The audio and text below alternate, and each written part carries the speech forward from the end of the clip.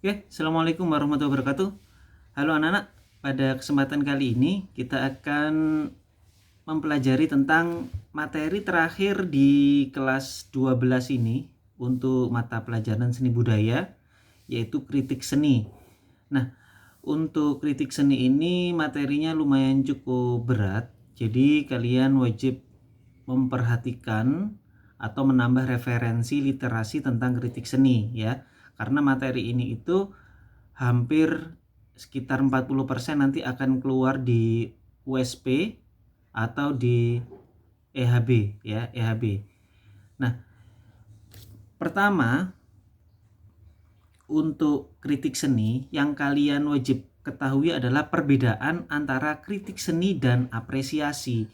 Nah, yang pertama adalah apresiasi. Apresiasi itu adalah sebuah proses di mana kalian menikmati sebuah karya seni dengan indera kalian sehingga kalian mendapatkan sebuah pengalaman estetik di situ. Ya, itulah yang dinamakan dengan apresiasi. Atau kalau kalian lihat di biasanya kalau kalian lihat di Brandly ya. Nah, kalau di Brandly kan kalian bisa searching jawaban biasanya apa itu apresiasi seni di Brandly.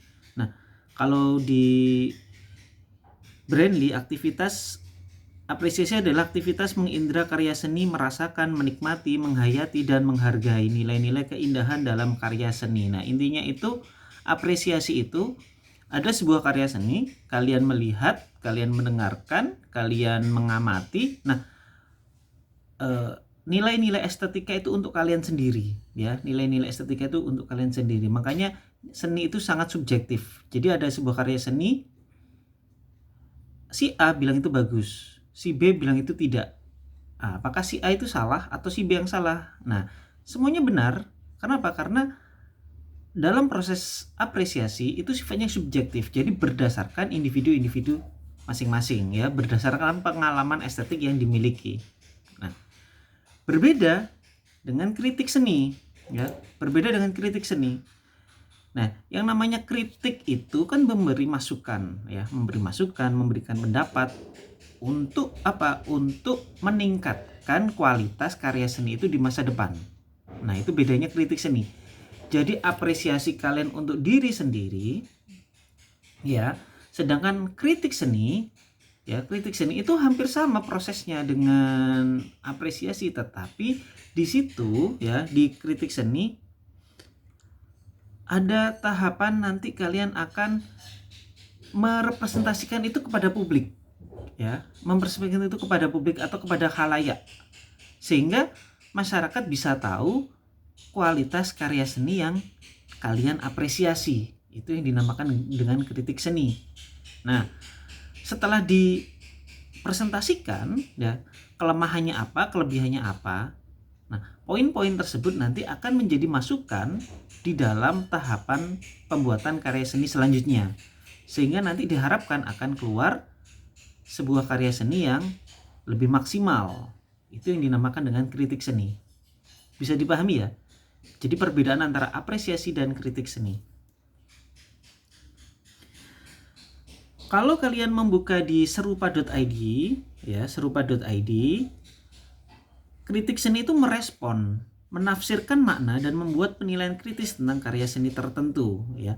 Kritik seni membantu pemirsa memahami, menafsirkan, menilai karya seni. Nah, jadi apresiasi tadi ya, apresiasi itu untuk kalian sendiri sebagai audiens ya, sebagai audiens atau penikmat karya seni, sedangkan kritik seni itu untuk orang lain. Jadi misalnya kalian setelah mengapresiasi, kalian ingin menularkan, ini loh karya seni ini bagus gitu loh.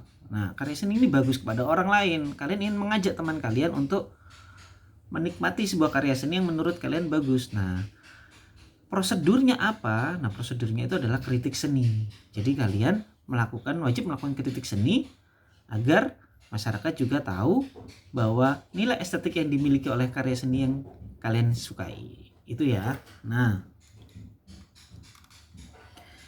kemudian untuk fungsi nanti bisa kalian baca sendiri di materi yang sudah saya sertakan. Kemudian nah ini ada ini ya, yang sering keluar biasanya di ujian-ujian seni rupa, yaitu jenis kritik seni. Ada kritik populer. Kritik populer ini untuk masyarakat awam biasanya menggunakan bahasa-bahasa yang sederhana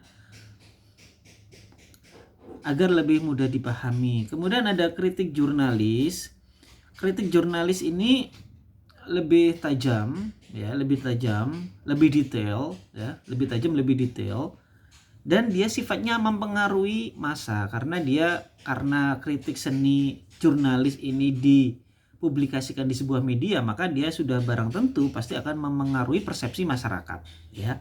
Itu kritik jurnalis. Kemudian kritik keilmuan ini merupakan kritik yang bersifat akademis, ya, akademis, memerlukan wawasan, pengetahuan, kemampuan dan kepekaan yang tinggi.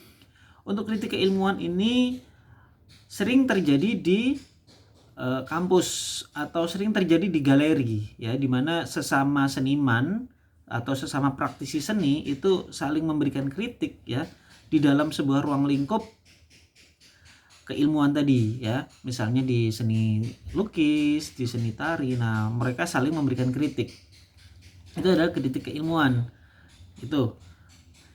Kemudian ada kritik pendidikan. Kritik pendidikan ini adalah sama dengan yang kritik keilmuan, tetapi levelnya lebih rendah, yaitu di tingkat sekolah, ya, di tingkat sekolah. Jadi biasanya ya yang seperti kita lakukan kalau di sekolah kan kita nggak mungkin memberikan kritik seni dengan dengan karya seni yang sangat tinggi, ya, yang sangat abstrak. Apalagi untuk kalian, pasti kalian bingung. Makanya di sekolah kadang-kadang kita hanya memberikan seni yang sederhana-sederhana saja, tetapi paling enggak kalian sudah mengerti konsep kreatif dari penciptaan karya seni tersebut, bisa mengapresiasi, ya, bisa mengapresiasi dan bisa memberikan kalian pengalaman estetik. Itu, ya. Nah, itu jenis-jenis kritik seni. Kemudian bentuk kritik seni. Bentuk kritik seni ada kritik formalistik, ya. Formalistik ini nah, kalau kita di semester 3, ya, semester 3 atau di kelas 1 atau kelas 2 kita belajar tentang unsur-unsur seni, ya, unsur-unsur seni rupa, mulai titik, garis, bidang, warna, bentuk dan lain sebagainya. Nah, kritik formalistik itu subjeknya ya itu tadi, ya, kritik formalistik. Jadi yang dinilai, yang dikritik adalah unsur-unsur pembentuk rupanya. Misalnya garisnya ini kurang dinamis, warnanya ini terlalu berjauhan, warnanya ini kurang harmonis, ya, seperti itu, atau gradasinya kurang masuk. Biasanya kan kalian gitu. Nah, itu yang dinamakan dengan kritik formalistik. Sedangkan kritik ekspresifistik ini adalah kritik tentang nilai-nilai yang dibawa oleh sang seniman pada karyanya tersebut. Ekspresi apa yang ingin disampaikan oleh sang seniman, ya. Kemudian nilainya apa, temanya apa, isinya apa, ya, itu yang dinamakan dengan kritik ekspresifistik. Yang terakhir, nah ini yang terakhir adalah kritik instrumentalistik. Kritik instrumentalistik adalah jadi dia tidak, karya seni yang cenderung dikritisi berdasarkan kemampuannya. Nah, berdasarkan kemampuannya dalam upaya mencapai tujuan moral, religius, politik, dan psikologi, ya. Ini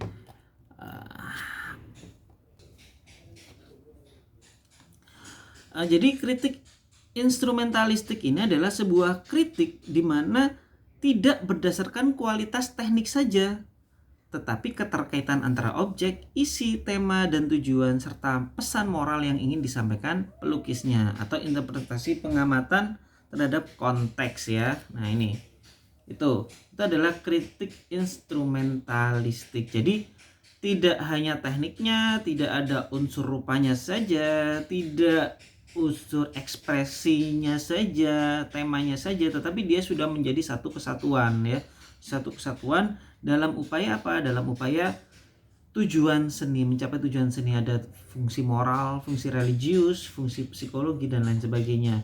Itu adalah kritik instrumentalistik ya. Itu. Kemudian untuk tahapan saya kira sudah cukup jelas, kalian bisa membaca nanti di materi yang terlampir. Kemudian nah ini ya ada deskripsi di mana kalian mendeskripsikan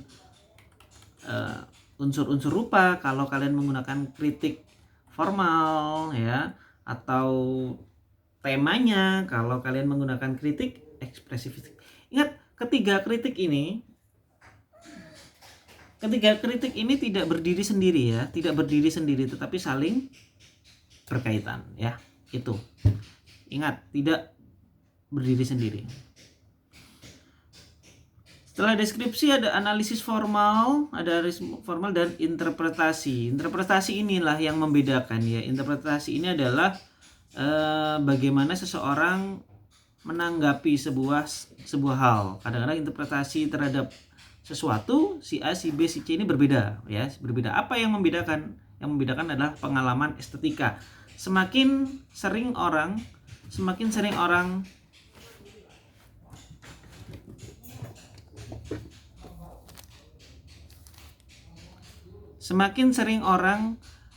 berkecimpung di dalam dunia seni, maka sudah dipastikan dia pengalaman estetiknya lebih bagus daripada orang yang jarang sekali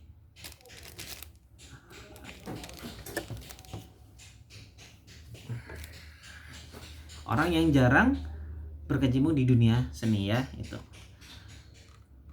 Oke, yang terakhir adalah evaluasi atau penilaian ya. Jadi ada deskripsi, ada analisis formal, kemudian ada interpretasi, dan ada terakhir adalah evaluasi. Sudah, silakan baca secara jelas dan seksama karena materi ini lumayan agak berat kalau ya untuk kalian. Nah, untuk tugas